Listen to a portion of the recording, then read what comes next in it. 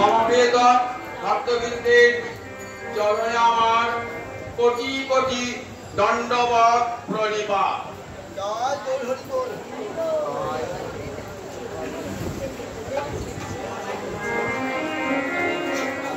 হরিদ্বারে ব্রহ্মকুণ্ডের তীরে আসন্ন মৃত্যু মহারাজ পরীক্ষিত তাকে 7 দিন ব্যাপী হরিকথা শোনাচ্ছেন। আজন্ম মায়া মুক্ত ব্যাসনন্দন বলছেন, মহারাজ সংসার সিন্ধু অতি দুস্তরম উত্তিতিশ নান্য প্লব ভগবত পুরুষোত্তমস্য লীলা রসকথা নিষেবনম অন্তরীণ পুংসো ভাবের বিবিধ দুঃখ দবার্থ। বলছি মহারাজ, এই সংসার সমুদ্র দুস্তর মানে পার হওয়া যায়, কিন্তু অতি কষ্ট। এই জগতের সমুদ্র তার অপর পার দেখা যায়, কিন্তু সংসার সমুদ্র ওপার দেখা যাবে না।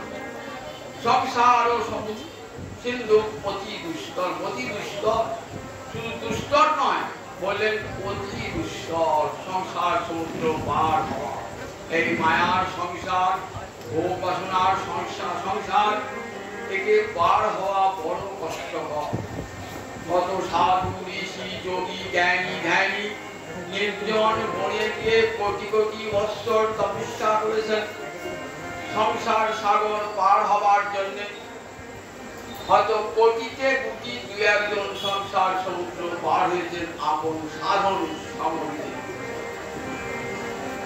কিন্তু কোটি কোটি মানুষ তারা সংসার সমুদ্র পার হবেন কেমন করে? সুখদেব চিন্তা করছেন অগণিত কোটি কোটি মানুষের কথা। আমাদের মতন যারা বিষয় বাসনায় আমাদের চিত্ত অসুস্থ হয়ে গেছে,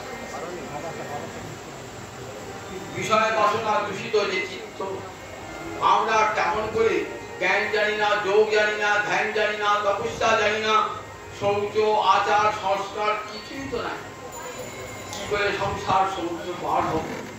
কেমন মহাদেব দেখেছেন আমাদের মতো মানুষের কথা চিন্তা করছে কি করে সংসার সমুদ্র পার হওয়া যাবে। সুখদেবের সভাতে কোটি কোটি জ্ঞানী যোগী তপস্বী রাজর্ষি মহর্ষি সিদ্ধর্ষি সব বসে আছেন। তাদেরকে শুনিয়ে শুনিয়ে বলছেন, সুখদেব মহারাজ, যদি সংসার সমুদ্র অতি দুস্তর, যদি সেই সংসার সমুদ্র পার হতে হয়, তাহলে একটাই মাত্র নৌকা, অন্য প্রবণে নৌকা, আর অন্য কোন নৌকা নাই, একটাই মাত্র নৌকা। সবাই কান পেতে শুনছেন, নৌকাটা খবর নিচ্ছেন, নৌকাটা কি, কোন নৌকায় চাপলে সংসার সমুদ্র পার হওয়া যায়। যারা জ্ঞানী ধ্যানী যোগী তারাও কান পেতে শুনছেন, ভাবছেন তারা যে পথে গমন করেছেন সে পথ বড় কষ্ট। তেষ অধিকতর তেষাম অব্যক্তা সপ্ত চেতসাম, বিদায় করেছেন তো। জ্ঞানীর যে জ্ঞানের পথ, যোগীর যে যোগের পথ, কেমন বলেন ক্লেশ অধিকতর, তাদের অত্যন্ত ক্লেশ ভোগ করতে হয়। তারপরে কোটিতে কোটি কেউ কেউ সংসার সমুদ্র পার হন, সবাই হন না। কিন্তু অগণিত কোটি কোটি মানুষ বিষয় বাসনায় যাদের চিত্ত কলুষিত, তাদের মুক্তি কেমন করে হবে? নট ঠাকুর বলছেন, বিষয় ছাড়িয়া কবে শুদ্ধ হবে মন, কবে হামহেল সেই মধুর বৃন্দাবন। বিষয় বাসনায় চিত্ত এমন অসুস্থ হয়ে রয়েছে, বৃন্দাবন দর্শন করবো কি, বৃন্দাবনে গিয়েও সংসারের চিন্তা। তুমি যাবে গঙ্গে, তোমার কর্মফল যাবে সঙ্গে, সেখানে যান না কেন সঙ্গে সঙ্গে কর্মফলও যাচ্ছে। তাই বৃন্দাবন গিয়ে কোটি কোটি জায়গায় মাথা ঠুকছেন বটে, মনটা পড়েছে এই সংসারের দিকে, মনটা পড়েছে। সংসার এমনই না, কিছুতেই সংসার ছাড়তে চায় না। সংসার সিন্ধু মতি দুস্তরম উত্তীর্ণের সব, আবার সংসার সমুদ্র পার হতে ইচ্ছুক এমন লোকের সংখ্যাও কম, এমন লোকের সংখ্যাও খুব কম। সংসারে এত দুঃখ যাতনা রয়েছে তো, তাহলে সেখান থেকে মুক্তি পাবার ইচ্ছা তো অনেকে করে। কিন্তু দেখুন সেই সঙ্গে উটের কাটা খাওয়ার মতো, উট কাটা খাচ্ছে মরুভূমিতে, দু গাল বেয়ে রক্ত ঝরছে, আবার সেই কাটার ঝাড়টা। সংসারে এত দুঃখ, এত কষ্ট, ত্রিবিধ দুঃখ, আধ্যাত্মিক, আদিদৈবিক, আদিভৌতিক, সেই ত্রিবিধ দুঃখ হয়েও আমাদের সংসার বাসনা যায় না, আবার সেই ঘুরে ঘুরে সংসার করি। মায়ের একমাত্র পুত্র মারা গেছে, মা বলছেন আর সংসার করবো না। কদিন থাকবে শোকটা? 1 বছর, 2 বছর, 3 বছর, 4 বছর, 5 বছর পর কোথায় শোক চলে গেছে, আবার কোমর বেঁধে সংসার করবে। কেমন মহামায়ার সংসার দেখুন, সব ভুল হয়ে গেছে। তাই দেখুন এই যে বিষয় বাসনায় চিত্ত দূষিত, এই সংসার সমুদ্র পার হওয়ার কি সোজা কথা? বলেন একটা উপায়, সহজ উপায়। কি সেই সহজ উপায়? পুরুষোত্তম লীলা কথা রসনী সেবন। পুরুষোত্তম গোবিন্দের লীলা কথা কান পেতে বসে বসে শুনুন, আর কিছু করতে হবে না। গোবিন্দের লীলা কথা কান পেতে বসে বসে শুনিলেই হয় বড় হিত। তব কথামৃতাং তপ্ত জীবনং কবিভিরিতাং কল্পশাপহং শ্রবণমঙ্গলমহং শ্রীমদাততং ভুবি গিনন্তি যে ভুবিদা জনাম। গোপীরা গোপীগীত গাইছেন কৃষ্ণ হারিয়ে। তোমার কথম তো কি করে? সংসার তাপে যারা তাপিত তাদের জীবন দান করে। শ্রবণমঙ্গলম, শুনলেই হয় বড় হিত, শুনলেই মঙ্গল হয়ে যাবে। কার কথা? পুরুষোত্তম লীলা কথা। পুরুষোত্তম, কয়জন পুরুষোত্তম আছেন? বলে রামচন্দ্র আছেন মর্যাদা পুরুষোত্তম, গোবিন্দ লীলা পুরুষোত্তম, গৌরহরি প্রেম পুরুষোত্তম। এই 3 জন জগতে পুরুষোত্তম বারবার বলতে দেন। রামচন্দ্র মর্যাদা পুরুষোত্তম। রামচন্দ্রকে বলা হয় সকল সময়ে রাজধর্মের মর্যাদা রক্ষা করেছেন। এই রাজধর্মের মর্যাদা রক্ষা করবার জন্য নিজের প্রিয়তমা পত্নীকে পর্যন্ত নির্বাসনে দিয়েছেন। গোবিন্দ আমার লীলা পুরুষোত্তম, কত লীলা বৃন্দাবনে, তার লীলা মাধুর্য, প্রেম মাধুর্য, রূপ মাধুর্য, বেণু মাধুর্য সীমা নাই।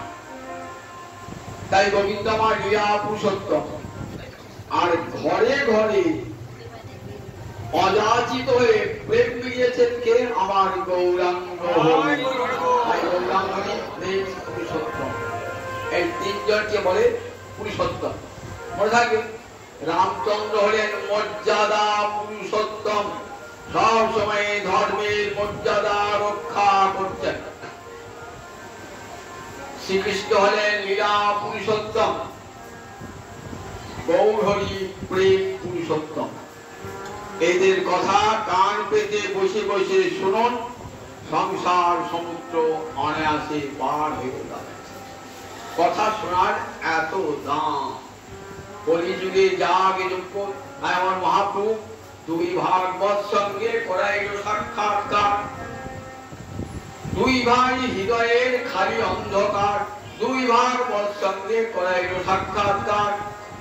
গৌরহরি আর নিতাই চাঁদ 2টি ভাগবতের সঙ্গে আমাদের সাক্ষাৎকার রেখে দেন। 1 ভাগবত ভক্তি রস শাস্ত্র, আর 1 ভাগবত ভক্তি রস পাত্র।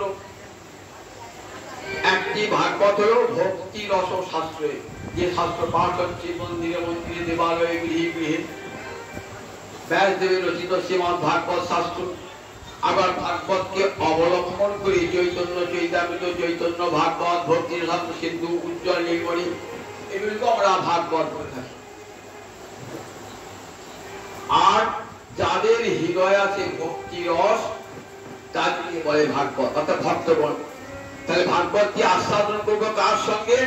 ভক্ত সঙ্গে বসে ভাগবতী কথার আস্বাদ, ভক্ত সঙ্গে বসে ভাগবতী কথার আস্বাদ। আজ এক পরম শুভা তিথি, ভাদ্র শুক্লাষ্টমী তিথি, বিশাখা নক্ষত্র তিথি। ভাদ্র শুক্লাষ্টমী তিথি, বিশাখা নক্ষত্র আছে।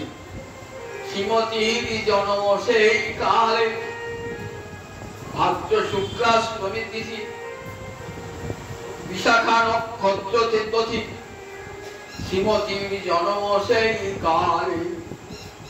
দেখিয়া বালিকা ছবি, মধ্য দিন গত রবি, জয় জয় দেহে কুতূহল।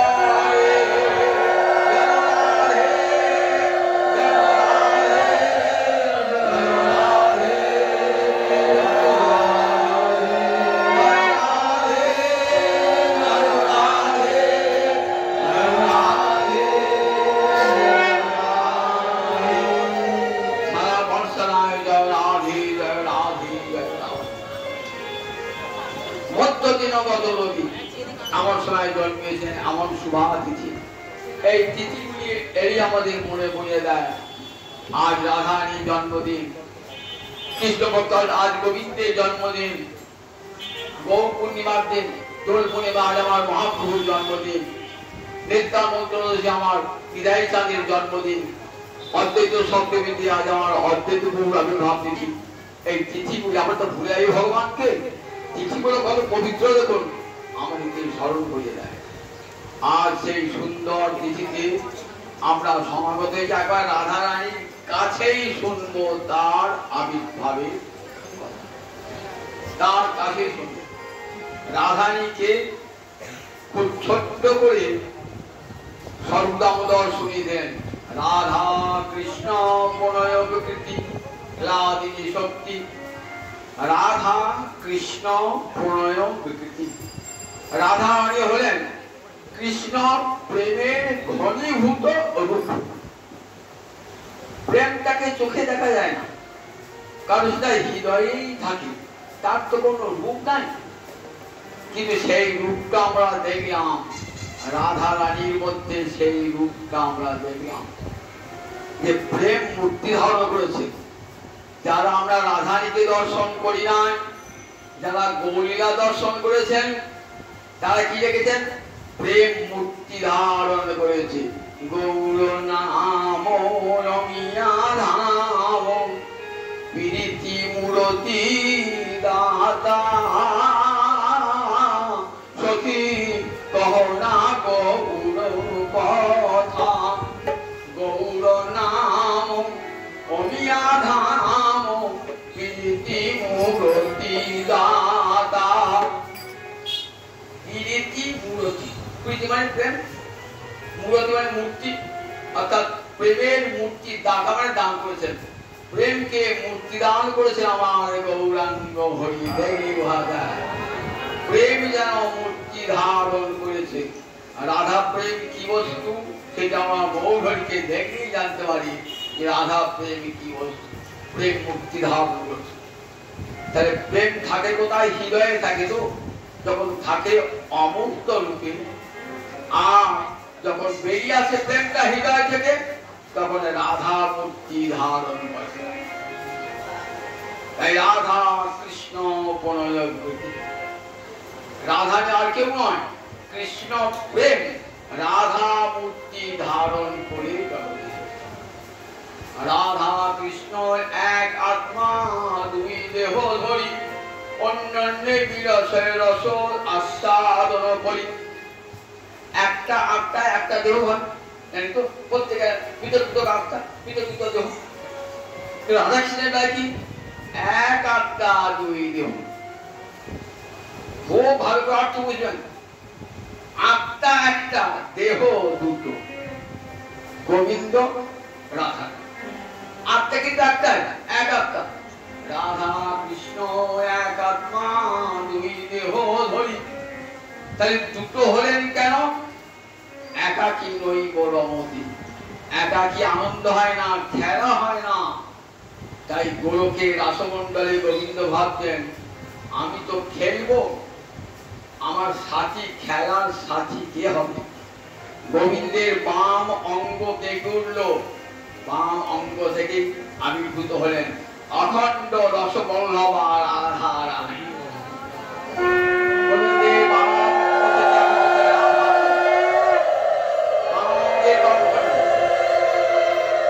গোলকের রাসমণ্ডলে প্রথম আবির্ভাব, গোলকের রাসমণ্ডলে প্রথম আবির্ভাব। এই আবির্ভাবে একটা পূর্বাভাস আমরা দেখতে পাই পুরাণে। রাধারী সখী বিরজা তার অন্তরে ইচ্ছা জেগেছে যে আমার কুঞ্জে রাধা গোবিন্দকে সাজিয়ে আমি দোলাবো, পুষ্প দোলায় দোলাবো। গোবিন্দ কি করেছেন? সকালে উঠেই চলেছেন বিরজার কুঞ্জে, একাকী এসেছেন। বিরজা কুঞ্জ সাজিয়েছে, ফুলের দোলনা তৈরি করেছে, কিন্তু রাধারানী নাই তো। রাধে ভাবেন কৃষ্ণ কোথায় গেল, কৃষ্ণ কোথায় গেল? অঙ্গগন্ধ শুকতে শুকতে আসছে কোথায়? বিরজার কুটির দ্বারে। সেখানে শ্রীরাম আছে প্রহরী। গোবিন্দ শ্রীরাম করলেন, শ্রীরাম যদি কেউ আমার কুঞ্জে ঢুকতে চায় বলবে কৃষ্ণের আদেশ নাই। কৃষ্ণের আদেশ নাই। শ্রীরাম বলে বেশ প্রভু। এবার রাধা এসেছেন বিরজার কুঞ্জে, ঢুকতে আছেন। শ্রীরাম বলছেন দেবী তোমার ঢোকা হবে না, অনুমতি নাই, অনুমতি নাই। শ্রীরাম তোর এত বড় সাহস যে আমাকে কৃষ্ণের কুঞ্জে ঢুকতে দিই না? জানিস আমি কৃষ্ণের প্রেয়সী শ্রেষ্ঠা, আমাকে তুই ঢুকতে দিই না? আমি তোকে অভিশাপ দিলাম তুই অসুবিপুরের জন্ম হবে। বিনা দোষে আমাকে অভিশাপ দিলেন দেবী। আমি তো কৃষ্ণের আদেশ পালন করেছি, তা আমিও কৃষ্ণ কম ভালোবাসি না। আমার যদি কৃষ্ণ ভালোবাসা থাকে আমিও তোমাকে অভিশাপ দিলাম, তুমি মর্তে মানবী হয়ে জন্মাবে এবং 100 বৎসর কৃষ্ণ বিরহে কাঁদবে, 100 বৎসর কৃষ্ণ বিরহে কাঁদবে। রাধারানী দিয়েছেন যখন ঢুকবেন, বিরজা কি করেছে তখন? রাধারানী ক্রোধে ওই বিরজা যে ফুলের দোলনা করেছিলাম পুড়ে গেল। বিরজা কি অমঙ্গল হলো বলে বিরজা চিন্তা করো না, রাধারানীর ক্রোধে ওই ফুলের দোলনা পুড়ে গেছে। বিরজা ভাই কি করলেন? গলে জল হয়ে গেল, নদী বিরজা নদী হয়ে গেল। বিরজা কোথায়? বিরজা দেবী সারা বৈকুণ্ঠের চারিদিকে বিরজা, কারণ সমুদ্র বলে সেখানে বিরজা রয়েছে। রাধারানী এসে বিরজাকে দেখতে পেলেন না, জানতে পেরেছেন বিরজা জল হয়েছে। আমাকে তুই দেখ প্রবঞ্চনা করলি আমার সখী হয়ে, আমি তোকে অভিশাপ দিলাম তুই জল হয়ে থাকবি। ওই জলদেহই নামতো, জলময় হতো। বিরজা উঠে এসে গোবিন্দের চরণ ধরে কাঁদছেন যে প্রভু আমার কি করতে হবে? বলে কোনো চিন্তা করো না, এসব লীলা আমি সাজিয়ে রেখেছি। তুমি যাবে বৃন্দাবনে, যমুনা হয়ে যাবে, সেই যমুনার তীরে তীরে আমার কত লীলা হবে, কখনই আমাকে ছাড়তে হবে না। আবার কলিন্দ পর্বতের কন্যা হয়ে তুমি জন্মাবে, তখন তোমার নাম হবে কালিন্দী। আমি যখন দ্বারকায় যাব না, তখন 16,108 মহিষী পানি গ্রহণ করবো, তো তার মধ্যে অষ্টমহিষী প্রধানা। এই অষ্টমহিষী একজন তুমি হবে কালিন্দী, তপস্যা। দেখুন আগে থেকে সব কেমন সাজানো হয়ে আছে সব। রাধারানী বলছেন গোবিন্দকে, তোমার সঙ্গে আমার 100 বছর বিরহ, আমি যাব না। বলছেন যেতে হবে দেবী, যেতে হবে। জানো সূর্যদেব তপস্যা করছেন, তার বাঞ্ছা আমাকে পূর্ণ করতে হবে। আমি যে ভক্ত বাঞ্ছা কল্পতরু, সূর্যের বাঞ্ছা পূর্ণ করতে হবে।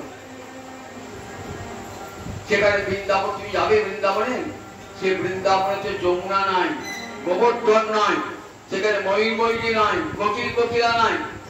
বলে আমি যাবো না। বলে সব যাবে, এই বৃন্দাবন থেকে যমুনা যাবে, এই গোবর্ধন যাবে, কোকিল কোকিলা যাবে, তোমার সখীগণ যাবে, সব যাবে, তোমার চিন্তা নাই।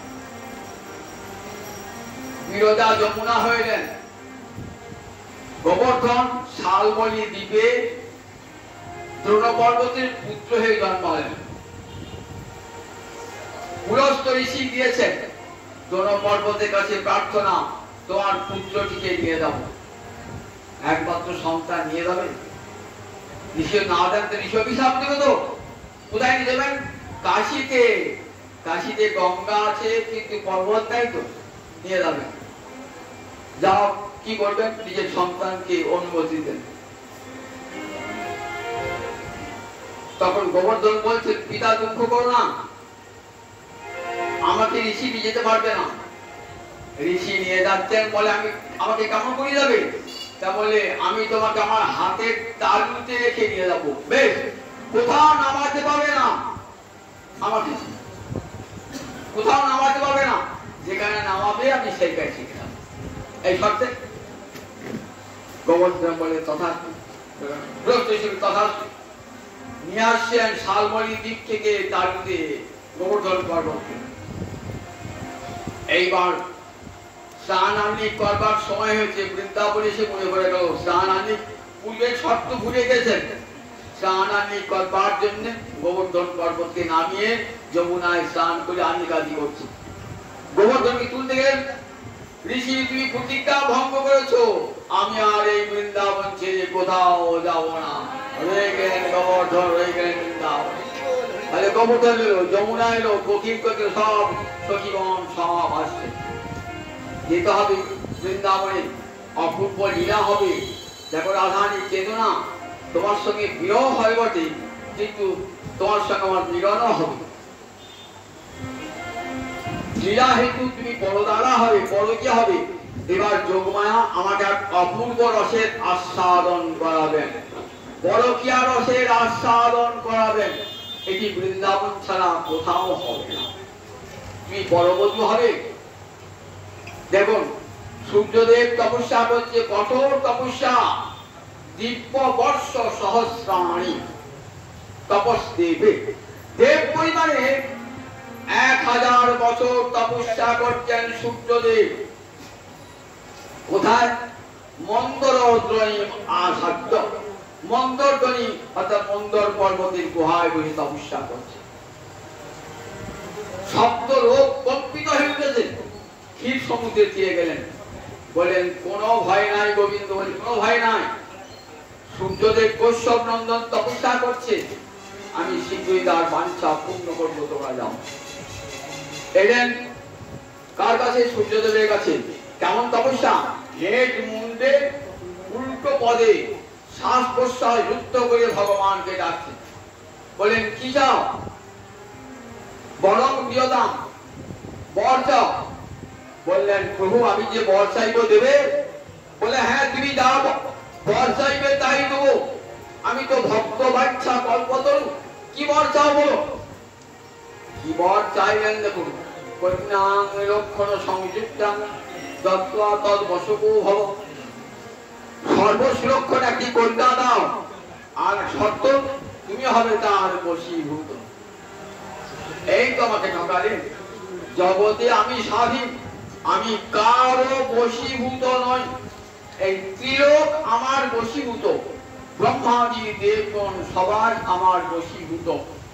আমি তো স্বাধীন স্বরাট, আমি তো তার বশীভূত নই। একজন আমাকে বশীভূত করছে পৃথিবীতে। বিনার আধান প্রাণের বপি গড়িয়সী, একমাত্র রাধারানী আমার প্রিয়তমা, যিনি আমার প্রাণের চেয়েও শ্রেষ্ঠ, সেই রাধা রানী আমাকে একমাত্র বশীভূত করতে পারে, আর কেউ না। মোর রূপে আপ্যায়িত হয় ত্রিভুবন, রাধার দর্শনে মন জুড়ায় নয়ন। মোর রূপে আপ্যায়িত হয় ত্রিভুবন, আমার রূপ দেখে ব্রহ্মাজি দেবগণ পাগল হয়ে যায়। আর শিরাধার দর্শনে আমার জুড়ায় নয়ন। আর রাধাকে দেখে আমার দুটি নয়ন জড়িয়ে দেয়।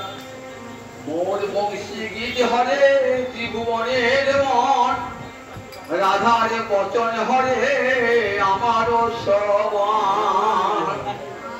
আমি যখন বাঁশি বাজাই ত্রিভুবন কেমন হয়, সেই বাঁশির গানে শব্দ হয়ে যায়।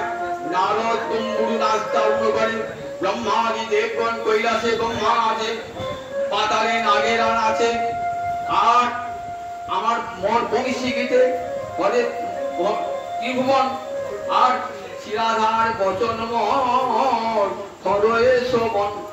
আর আধার মিষ্টি মিষ্টি কথা আমার কি করে, আমার দুটি কানকে স্মরণ করে নেয়। সুতরাং বিনার আধান প্রাণ কবি হরিয়সী, রাধানী ছাড়া জগতে আমার আর তো কেউ বেশি নাই।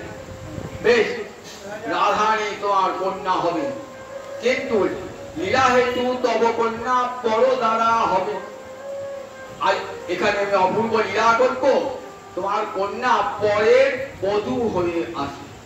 পরের বধূ, আমার প্রেয়সী পরের বধূ হয়ে আসবে, নইলে পরকীয়া লীলা হবে না। পরম ভক্ত ব্রাহ্মণ গোবিন্দে তপস্যা করছে। গোবিন্দ এসেছেন, কি দাও? বলেন গোলকেশ্বরীকে আমি ভাজ্যা করতে চাই। ওরে বাবা, গোলকের ঈশ্বরীকে ভাজ্যা করবে তুমি? ত্যাগ করো, এই প্রার্থনা পূরণ করতে পারবো না। এক জন্ম কেটে গেল, আবার দ্বিতীয় জন্ম সে ব্রাহ্মণ তপস্যা করছে। কি দাও? গোলকেশ্বরীকে আমার ভাজ্যা করে দাও। গোলকেশ্বরীকে ভাজ্যা, এ অসম্ভব, অসম্ভব। আবার তৃতীয় জন্মে এবার এসে বলছেন ভয়ঙ্কর কঠোর তপস্যা, কি দাও? ওই গোলকেশ্বরীকে আমার ভাজ্যা করে দাও। বলে ঠিক আছে, তোমার বাঞ্ছা আমি পূর্ণ করব, তবে রাধারানীর অঙ্গ সেটা আমার প্রেয়সী, ওই অঙ্গ স্পর্শ করবার ক্ষমতা তোমার থাকবে না। তুমি নপুংসক পুরুষত্বহীন হয়ে জন্মগ্রহণ করবে। বলে তবু তো ঘরে পরমালক্ষ্মীকে দেখতে পাবো, দেখতে পাবো। সেই ব্রাহ্মণ হয়ে এলেন আয়ান ঘোষ, তারই বধূ হয়ে এলেন। লীলা হেতু তব কন্যা বড় দ্বারা হবে। আর লীলার জন্য আপন বধূকে বড় বধূ সাজিয়েছেন। দেখুন একবার এদিকে বিশ্বভানুরাজ বলেন সূর্যদেব, বলেন সূর্যদেব তুমি কোথায়? বর্ষা নাই, রাভেল বলে জায়গা আছে, সেখানে তুমি জন্মাবে। বিশ্বভানুরাজ আরূপী তোমার প্রভা অংশ, সূর্যের তো প্রভা থাকে, প্রভাটা তোমার পত্নী হবে, তার নাম হবে কীর্তিদা। আমি তখন তোমার কন্যার জন্ম। বিশ্বভানু রাজা সূর্যদেব বিশ্বভানু রাজা হয়ে এসেছেন, সুকঠোর তপস্যা করছেন দেব পরিমাণে 1000 বছর, সন্তান হলো না। রানী কীর্তিদা বললেন গোবর্ধনের কাছে যে কাত্যায়নী আছে, ওই কাত্যায়নী উপাসনা করো। এখন বৃন্দাবনে দেখলে কাত্যায়নী দেখতে হবে না, বৃন্দাবনে গেলে এই কাত্যায়নী মূর্তি সবাই দেখতে হবে। কাত্যায়নী, ওই কাত্যায়নী দেবীর উপাসনা করে ব্রজকবিরা কৃষ্ণকে পেয়েছিলেন, ব্রত করেছেন কাত্যায়নী ব্রত। বলে আমি কাত্যায়নী বল বাঞ্ছা পূর্ণ করো। কাত্যায়নী দেবীকে তপস্যা করলেন। কাত্যায়নী যথাসময়ে কন্যা জন্মালো, খুব আনন্দ। কন্যা জন্মিয়েছেন, কন্যা যে জন্মগ্রহণ করেছেন, তখন মা কীর্তিদা দেখছেন কন্যা জন্মিয়েছে, দেখতে কি সুন্দরী, কি অঙ্গ লাবণ্য, যেমন সুন্দর রূপ, এত সুন্দর বরণ, কিন্তু কন্যার তো নয়ন নাই, কন্যার দুটি চোখ তো অন্ধ। যখন জন্মালেন রাধারানী অন্ধ হয়ে জন্মালেন কেন? গোবিন্দ বদন ছাড়া আর অন্য কোন বদন আমি দর্শন করব না। জনম অবধি হাম রূপনে হারণ নয়ন তিরপিত ভেল লাখ লাখ যুগ হিয়ে হিয়ে লাখ তবু হিয়ে জুড়ন না গেল। আমি যেন নয়ন মিলন করে তোমাকে দেখতে পাই। গোবিন্দকে বললেন গোলকে আমি যাব, কিন্তু আমি দুটি নয়ন অন্ধ করে নিমিলিত করে যাব। তুমি যে আমার নয়ন কমলে তোমার করকমল স্পর্শ করবে, তখনই আমি আমার নয়ন ভঙ্গ হবে, তখন তোমাকে দেখব। মা কীর্তিরা সন্তানের পর সন্তানকে স্তনদুগ্ধ দান করতে গেছেন। স্তনদুগ্ধ দান করতে গিয়ে কি দেখছেন, তখন একটি গানেতে চণ্ডীদাস বলছে শুনো শুনো সোনার মরমশয়, যখন আমার জন্ম হইল তখন আমি নয়ন মতিয়ার। শুনো শুনো সোনার মরমশয়। ললিতা বিশাখাকে জানি, ললিতা বিশাখা আমি যখন জন্মগ্রহণ করলাম, যখন আমারও জন্ম হইল তখন আমি নয়ন মতিয়ার। দিতে ক্ষীরধার জননী আমার নয়ন মতিত দেখি, জননী আমার করে হাহাকার কহিল সকলে ডাকি। স্তনদুগ্ধ পান করা দিয়েছেন, দেখছেন কন্যা আমার অন্ধ, হাহাকার কাঁদছে, কি হলো বিধাতা এমন দুঃখ দিয়ে।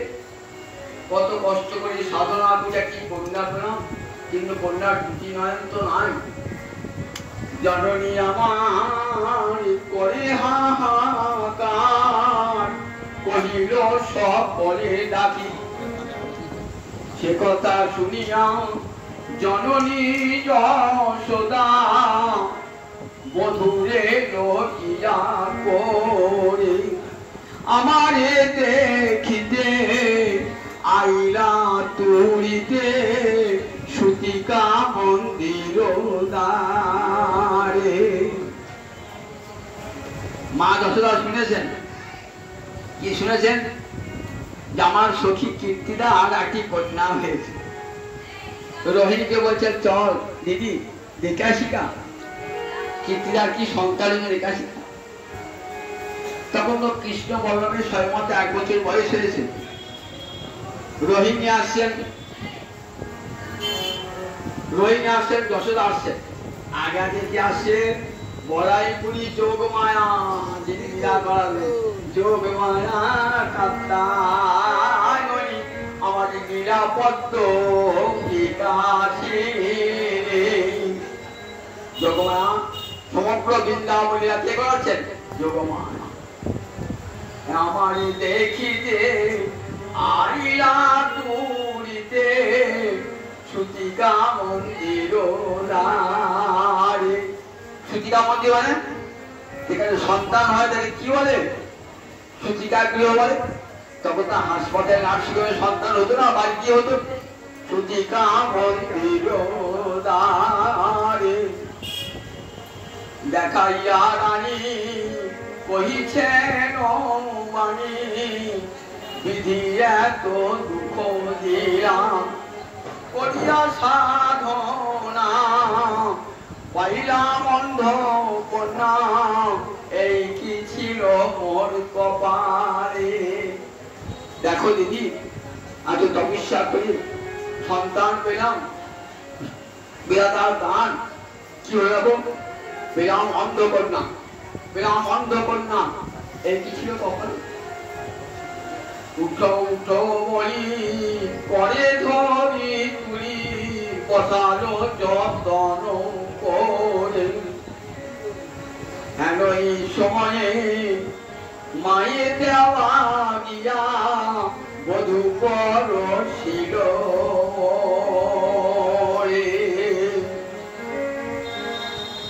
করছেন, যশোদাকে প্রণাম করছেন, রহিমকে প্রণাম করছেন, আর নয়নজলে ভাসছেন, উঠো উঠো বলি করে ধরি তুলি বসালো যত্ন করে। তখন তো বলে গোপাল নাই, নামিয়ে দিয়েছেন তো গোপালকে। হেন এই সময়ে মায়ের দেওয়া গিয়া বধূ ছিল মায়ের কোল থেকে গিয়ে গোপাল কি করেছেন, রাধারানী নয়ন কোমল স্পর্শ করে বধূ ছিল বলি দিতে গায়ে হাত মোর প্রাণ অন্তরে বাড়ল শোক হাসিয়া কাঁদিয়া আঁখি প্রকাশিয়া আমি হেরিল মধুর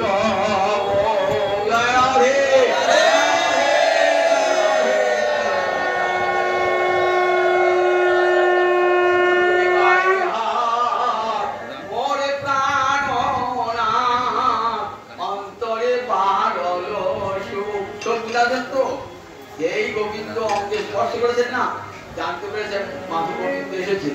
দিতে গায়ে হাত মোর প্রাণ অন্তরে বাড়ল তবে আমি হাসিয়া কাঁদিয়া আখি প্রকাশিয়া আমি হেরিল মধুর। চক্ষুরি রাধানী গোবিন্দ বদন দর্শন করলেন, প্রতিজ্ঞা করেছিলেন তুমি গেলে তোমার মুখ দেখে তবে আমি চক্ষু উন্মিলন করব। তখন মা যশোদা কেমন, তখন মা এই দেখ রে কি সুন্দর, দেখ দেখ কেমন সুন্দর চোখ, দেখ তুই বলি চোখ নাই অন্ধ করবেন, এটা বুঝিল অন্ধ হইল আনন্দ জননী যশোদার মনে। তখন আমারও কল্যাণে আনন্দিত মনে করিলা বিবিধ দানে। তখন মা যশোদার আনন্দ ধরে না, কীর্তিদার আনন্দ ধরে না, দুটো চোখ তাকাচ্ছেন পট পট করে শ্যাম সুন্দরের মুখের দিকে তাকাচ্ছে। খুশিল অন্ধ হইল আনন্দ যশোদা জননীর মনে। তখন আমারই কল্যাণে আনন্দিত মনে করিলা বিবিধ দানে। কীর্তিদা মা যশোদা তখন ঠিক করলেন সব ব্রাহ্মণগণকে, অতিথিগণকে, আচার্যগণকে, গুরুবর্গকে দান করবেন সব। অন্ধকন্যা নয়ন ফিরে পেয়েছেন তো, বলছেন দেখো সুজন যে জন জানে সে জন পূজনে নাহি কো জানে। বলছেন যে দেখো এই রাধারানী যে কেন অন্ধ হয়ে জন্মেছিলেন এটা কারা জানে, সুজন যে জন জানো সেই জন পূজনে নাহি কো জানে। যারা পূজন কৃষ্ণ ভক্তি বিরোধী তারা জানে না। সব সময় প্রেমেতে অগণ রসে রসে অনুগমন বিজচণ্ডী দাসে ভানে। রাধারী মন সবসময় কৃষ্ণ প্রেমে মগ্ন হয়েছে। রাধারী কৃষ্ণ ছাড়া আর কিছুই জানেন না। দেবী কৃষ্ণময়ী ভক্তা রাধিকা পর দেবতা সর্বলক্ষ্মীময়ী সর্বসম্মোহিনী কান্তি পরা। রাধানী কৃষ্ণময়ী কৃষ্ণ যাহার অন্তরে বাহিরে যাহা যাহা নেত্র পড়ে তাহা কৃষ্ণ সুরে। তার অন্তর বাহির কৃষ্ণময়। আমি যদি নয়নে মুদে থাকি আমি অন্তরে গোবিন্দ দেখি। আবার নয়ন মেলিয়া দেখি শ্যাম। আমি যদি চলে যাই পথে শ্যাম যাই মোর সাথে সাথে চরণে চরণ ঠেকাইয়া। হে মা লাগে মরি, বলি হে মা লাগে মরি। মায়ের পাশ দিয়ে যাচ্ছেন, হে মা লাগে মরি। লোকে তোমাকে দেখলে মরিবে কি হে মা রাজে মণি জান নাই কিন্তু কৃষ্ণ ভাবে যে রাধাকে দেখছেন আসছেন কৃষ্ণ আমার সঙ্গে আসছে কৃষ্ণ আমার সঙ্গে আসছে দেহ মন প্রাণ সব গোবিন্দ চরণে অর্পিত রাধারানী 24টি ঘন্টা কৃষ্ণ চিন্তায় মন মগ্ন দেবর্ষি নারদ এসেছেন কোথায় এসেছেন দেবর্ষি নারদ এসে যমুনার তীরে দেখছেন একটা বালিকা তপস্যা করছে বৃন্দাবনে কেউ তপস্যা করে না কেন করে না চক্ষু মুদ্রিত করে তপস্যা করতে হয় তো তা বৃন্দাবনে চক্ষু মুদ্রিত গোবিন্দকে করেন না তাই বৃন্দাবনে তপস্যা নাই সর্বত্র তপস্যা আছে বৃন্দাবনে তপস্যা নাই নারদ অত্যন্ত ঔৎসুক্যের সঙ্গে এসেছেন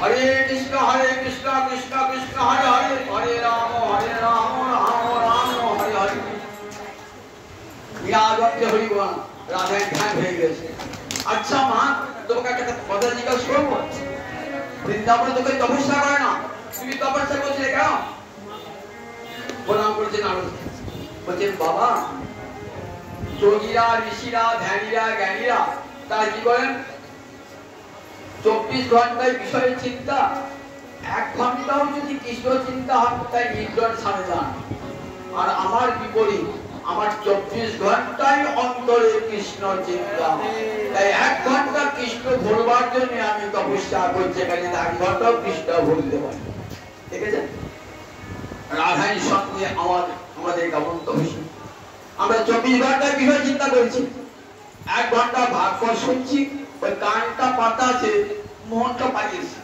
মোহনটা কানকে বলছে খাওয়াতে আমি পাচ্ছি এগুলো সব লেবার তো কান নাম সব লেবার তো মন তো রাজা আমাদের কাল জীবন পালিয়ে মন পালিয়ে গেছে কোথায় বাড়িতে মন পড়ছে স্ত্রীতে পুত্রে মন পড়েছে ওই কান দুটো খোলা দিন আমাকে খেতে মনছে কান তাহলে দেখুন মন যে মন আমরা কি করি 24 ঘন্টা মন ভাগবত শুনতে সব মন পড়ে থাকে সংসারের দিকে 24 ঘন্টায় মন আর আধানি 24 ঘন্টায় কৃষ্ণ চিন্তা তাই কৃষ্ণ ভোরবার তপস্যা অবাক দেবী তোমার চরণে কোটি কোটি বালিকা হলো তোমার চরণে কোটি কোটি প্রণাম তুমি কৃষ্ণ ভোরবার জন্য তপস্যা করছো রাধানি আমার অন্তরে এত করুণা রাধানি পরম করুণাময়ী কত কথা বলবো 8টা বেজে গেছে 8টা পরে বেজে গেছে এবার তুই দুই আমার মারবি সবকে বলি রাধানি কত করুণা দেখুন রাধানি যাচ্ছে অভিসারে তো একটা শিগারি মরা শিগারি পূজা আছে পায়ে ঠিক আছে বলছে দেখে মনে আমার সখী কোন মুর্শিদায় পূজা আছে ললিতা বিশাখা বলছে না রে না ওটা তো সখী নয় ওটা একটা শিয়াল বলে পূজা আছে রাখালরা গুরুচার দেশে শিয়াল থেকে বেড়ে ফেলতে গেছে না না আমি যখন সখী করেছি সখী ললিতা রাধারীর চরণ ধোয়া জল এনে দিয়েছে শিকার থেকে শিকারটা বেঁচে গেল সখী হয়ে গেল ওই রাধারী যখন এত কৃপা আমাকে করলে আর একটা কৃপা আমাকে কর এইখানে যার মৃত্যু হবে দেহ পতন ঘটবে সে যেন তোমার সখী হয়ে জন্মাবে বৃন্দাবনে আধা করতে গেছে শিবাখোর বাকি জায়গা আছে ওইখানে সব যাদের দেহ পতন হয়ে যায় ওইখানে পুরানো এক পাঞ্জাবি ভদ্রলোক এসে কাঁদছেন কিশোরী নিজের বউ করেছে বউর নাম কিশোরী কিশোরী কিশোরী বলে কাঁদছে রাধারানী বলছেন আমার নাম করে ডাকছে তো ললিতা বলছে না রে না ও লোকটা বউ পাগল বউ করেছে তো সে বউর জন্য কাঁদছে বউ পাগল আমার নাম তো করছে কিশোরী কিশোরী নাম তো করছে ওকে নিয়ে দেখলাম একটা বাড়ি ঘর বারান্দায় পড়ে আছে আর কিশোরী কিশোরী কাঁদছে রাধারানী চরণ ধোয়া জল দিকে যাই দিল সেই পাঞ্জাব ভদ্র পাঞ্জাবি ভদ্র গায়ে সঙ্গে সঙ্গে সখী উপস্থিত হয়ে গেছে রাধারানী চরণ এই কত করুণা অন্তরে যেমন রূপ রাধারানী তেমনি অন্তরটা করুণায় ভরা রাধারানী অন্তর সেই রাধারানী মহাদেবী আজ জন্মতিথি রাধারানীর জন্মতিথি সেই রাধারানীর চরণে আজ আমরা কোটি কোটি জানিয়ে